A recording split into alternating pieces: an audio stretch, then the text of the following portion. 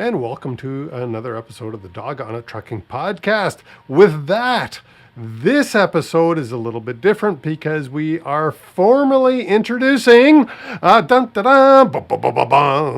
new co-host, Mr. John Farquhar of Summit Risk Solutions. Johnny, welcome to the show.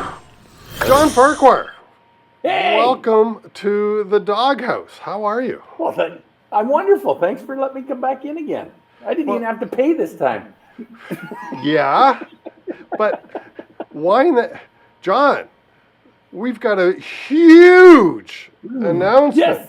Just yes, huge. Yes. Woof, woof, woof. Big. It's big. It's big. It's like a whole kennel of dogs going to go on here. And I am very excited and happy to say that Mr. John Farquhar of Summit Risk Solutions has agreed to come on the show as a co-host. So, Yay! well, I wasn't even forced. Yay! And we threw confetti and everything. Woohoo! All right, it's like a party already. Yeah. So John's had the opportunity, due to timing, to already co-host his first show with me. Watch in the future as we talk about rebranding of the podcast. Yay! Hey. And I'm excited, John. Yep. What? I'm excited because it brings a different personality and a different perspective onto the show with me. Well, I think it just adds some more fun. There's no doubt. The show's already fun. You make it fun, but I think we can just add more fun. And, and as I've said many times with lots of people, hey, 2 heads are better than 1. 3 are better than 1, and you just add more fun. Yeah, and just for any guests that are looking here, they don't have to be bearded. You don't have to be gray. Just the hosts have to be. But you do have to come on the show with the attitude of, I'm going to have some fun and enjoy this. Exactly. Yep. So because we learn much more when we have fun. Exactly. And Johnny's going to make sure you have fun. Yep, guaranteed. So, hey, John, what do we, so you're going to be moving forward as often as possible. Perhaps not every show, and one of the things we've talked about for our listeners is when I take a vacation, for instance, John will host his own show. Woohoo! Yeah. Which is exciting. And so as often as possible, we are going to have 2 hosts drilling our guests. This will be fun. We'll get them from both sides. Well, certainly different perspectives, at least. Oh, big time. Yep. You know? Yep. And we think a little bit differently. We think the same. So, Yep. John, In a lot of ways. give our audience a quick background. And while the audience is listening, if you know my background before I give it, look at the alignment that John and I have. So, John, what's your background? Oh, geez, let's go way back, way over there. And I actually started out as a truck driver. I drove truck and then became an owner-operator and then owned a number of vehicles and then moved into the ownership role of said company.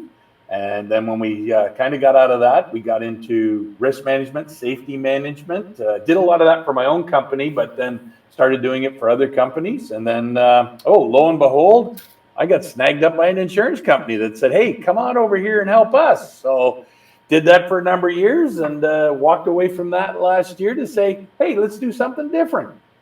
So, and here we are. And so John's doing something different. He's been doing this for just over a year now.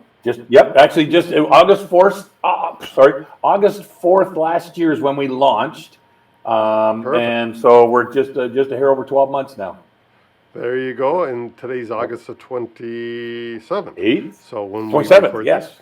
Yep. So, and if you heard John's background, other than owning a trucking company and being an owner-operator, which I've never done, but I too was a truck driver, and then I became a safety guy, and I was an operations manager and then a safety guy, and then I worked for a different insurance company. Exactly. And then 7 or 8 years ago, I went on my own. So But the only place I have more experience is being a fool and starting my own company.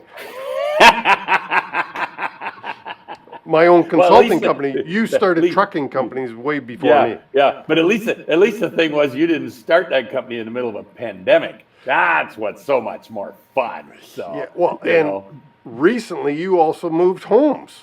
Like, yes, I did. I just actually finished that about a week ago. So we sold our house, and like you, kind of work from home, have your own office in the house. So we had to upset everything, move it to a new location, reset and whatnot. And so we've still got in my office where you can't see, thank goodness, we've still got boxes piled everywhere we have yet to unpack. So that'll probably take 6 months. well, see, look I don't work from home. I work in the basement here, green screening. My girlfriend owns her own business, and she's a dental hygienist in Hamilton, if anybody needs a good dental hygienist. Yep. But There we go. she has a 2,000 square foot building, and the basement, which is kind of dungeony-ish, she gives me free rent as long as I do repairs and computer projects and stuff for her. So it's a trade-off. yes, it's a barter system. Exactly. Well, and so what's perfect is when you're a bad guy and she sends you to the doghouse, well, you're right where you are now anyway. So, Yep. Well, and there you all go. through the pandemic, I showed up here. I mean, her business was shut down at the very beginning for 3 months. So I would show up here every day because I was the only one in the building, so it was perfectly safe. But it also got me out of the house, which was mentally important, probably more for her. Oh, yeah, no doubt. Yes. Happy wife, happy life. Yeah. John, let me ask you a couple of questions here. Sure. Just out of curiosity, we talked last week on the show when we had Matt Richardson on about Canadian ELDs.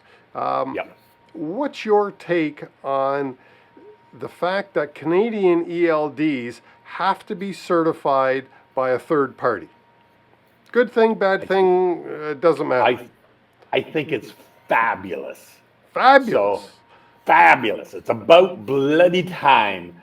So let's kind of take a step back to 2018.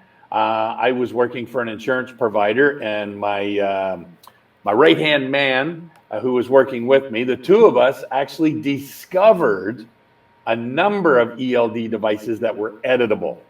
Well, first of all, let's give a shout out to Mike Derry.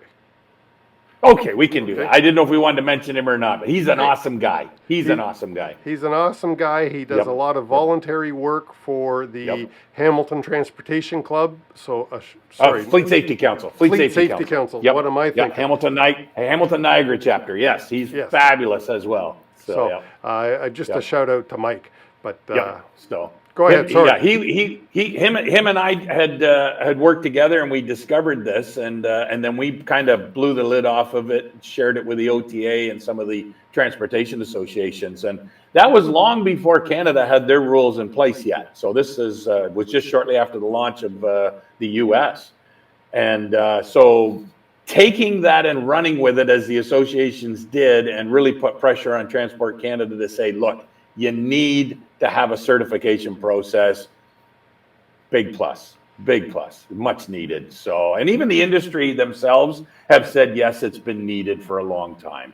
They knew it was out there, and they didn't like it, but you know what? Some people wanted it, some drivers wanted it, so now it's going to get kiboshed. Yes, and in the U.S., of course, there are, there's still manufacturers out there now who would not meet the Canadian guidelines. There are manufacturers out there who are self-certified as per the U.S. regs that say they meet the U.S. regulations and don't. And the lawyers are having a field day in critical crashes where you're using one of those ELDs, because the lawyers all know what you know, and they know probably better which ones don't meet the criteria. Right. Yeah. They'd be seeing them in the investigation and court proceedings. So and if you're operating one of those and you have a significant crash, Wow. I feel sorry for you. Bye-bye. Yeah. Yeah, I mean, there's one, I think it's in New Jersey that I've read about. And yeah, I mean, the truck driver's in trouble because he was over hours at the time of the crash. Yep. And they have proven now that the ELD got adjusted somehow. Oh, geez, yeah, amazing how that happens automatically. It wasn't Yeah. my fault. So, And, you know, the trucking company's certainly involved and named in Yeah. this lawsuit. And yeah, the lawyer is just having a heyday. yeah. So- Oh, I can just imagine. Yeah, I wouldn't want to be on the end of that stick by any means. Yeah, and I congratulate you and Derry, by the way, for bringing that. Thank you.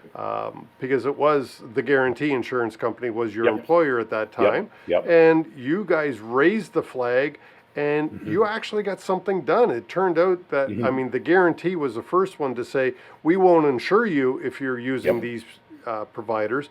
But the other Yep. insurance companies quickly all jumped on board Yep. and all said, hey, if you're using one of the ones that we know Yep. can be manipulated, we don't want you as a Well, client. And that actually was a great opportunity because there was I don't want to say it, there was no collaboration between insurance companies, but what it was a great opportunity for Michael and I to reach out to our counterparts at the different insurance providers, you know, your Northbridge, your Old Republic, your Avivas and whatnot. We reached out to those risk specialists and said, hey, come to this meeting. We want to enlighten you and educate you on something we've found.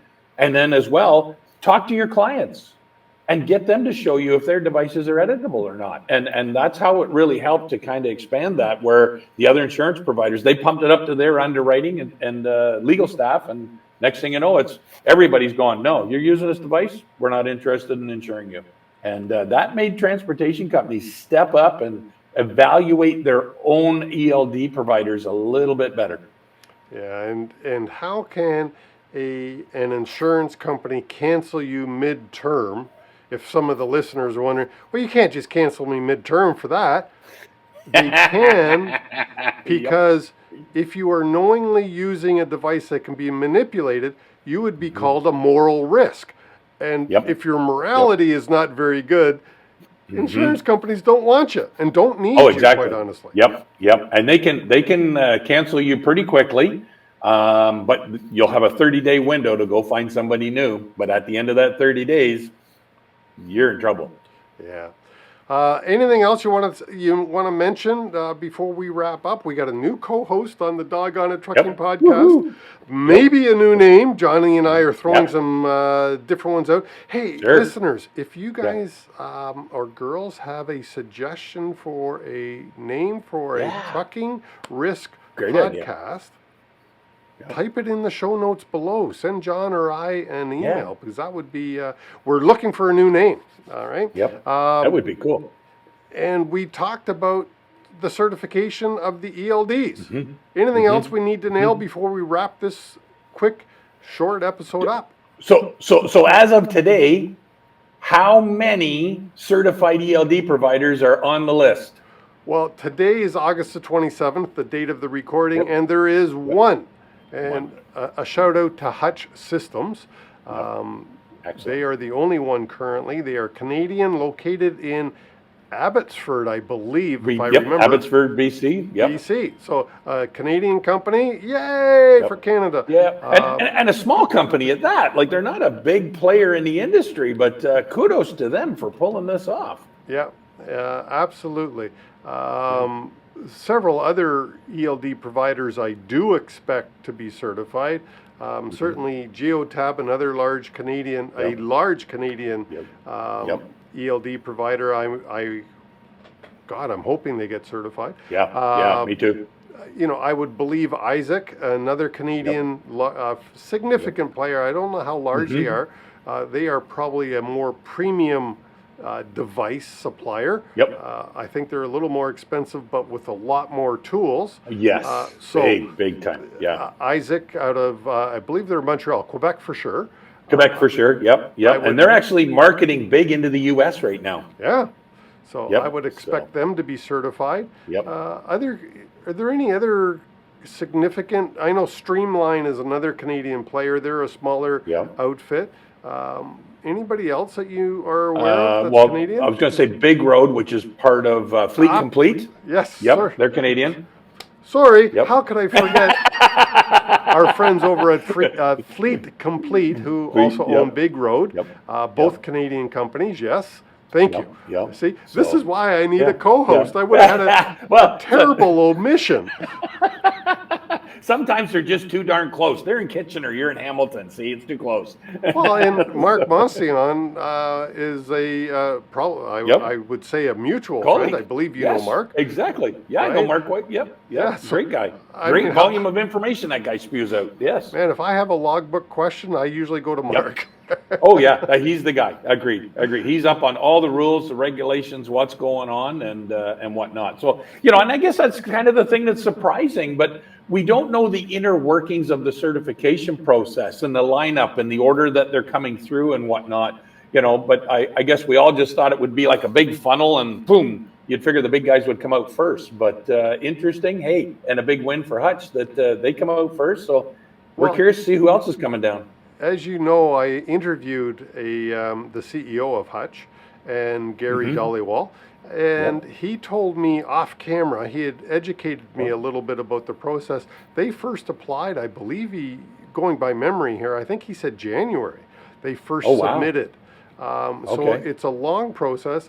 It's not inexpensive, I know that. It is a significant piece of coin that if you want to be certified, you're paying for this process. And as he says, there's 450 criteria that you have to meet that they're supposed to be testing to. So it is a significant test. And there's an annual renewal fee because apparently, and this makes sense after he told me, that they have to retest you to make sure you haven't made your software updates, haven't changed anything. Right. So, makes perfect sense. Yeah. Well, and now you've got 3 testing bodies. Yes.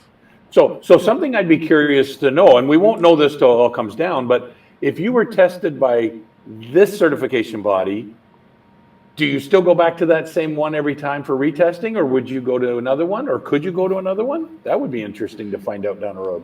Well, I had an interesting discussion with an unnamed source yesterday who told me that a second ELD provider was going to be put on the website today. And so I checked, and it's not there yet. They didn't divulge who it was. They did say it was a smaller Canadian player again.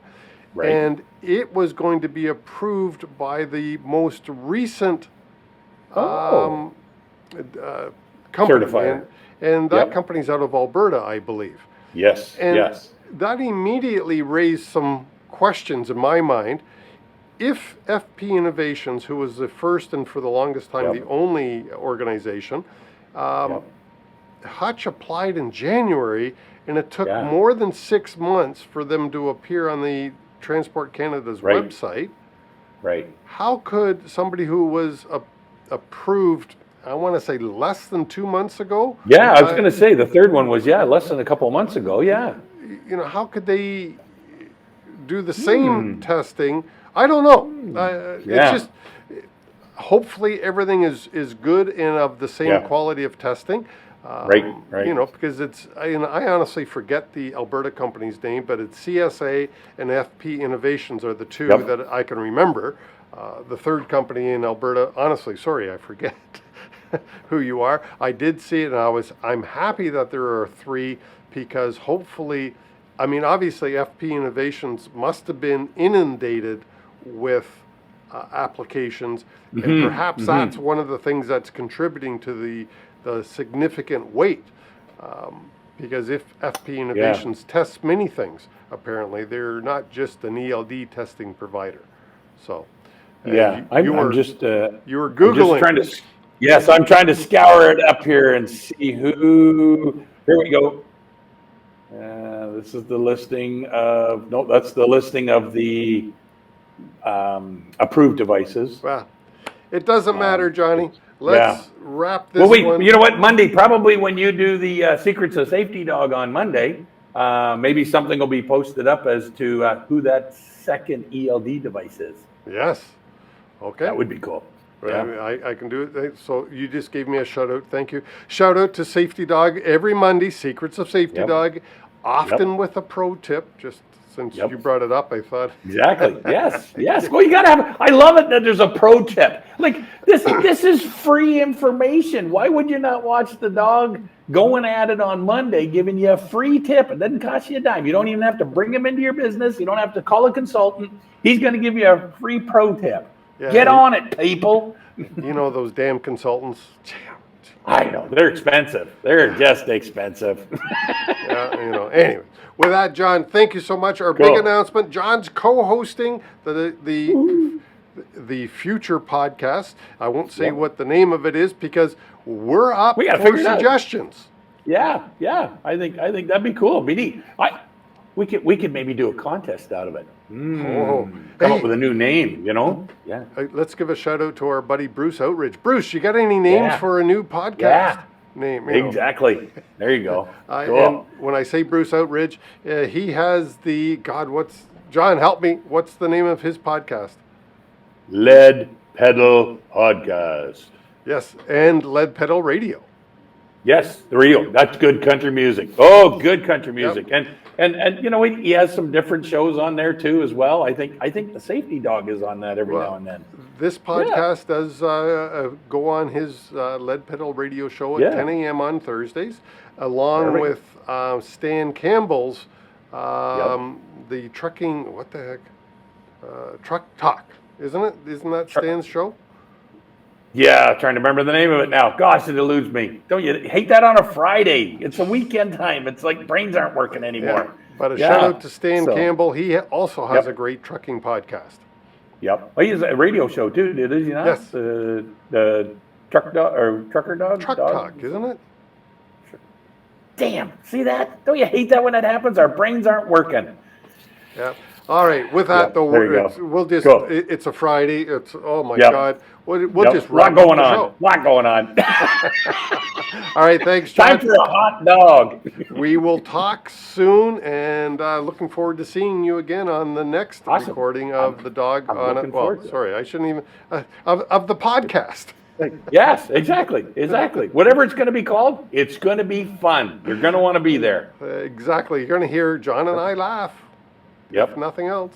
All right, Johnny. And there might be some good stuff we'll share. Yeah. Have a great weekend, buddy. Awesome. You too, my friend. Be cool. All right. Thanks, John. Just to wrap it up, thank you all for listening. And please hit like and subscribe if you are getting some value out of the content here. Safety Dog and Summit Risk Solutions, thank you so much. And don't forget, what is your suggestion for a new podcast name? We are looking for suggestions. All right. So with that, that's it for this week. Safety Dog is out.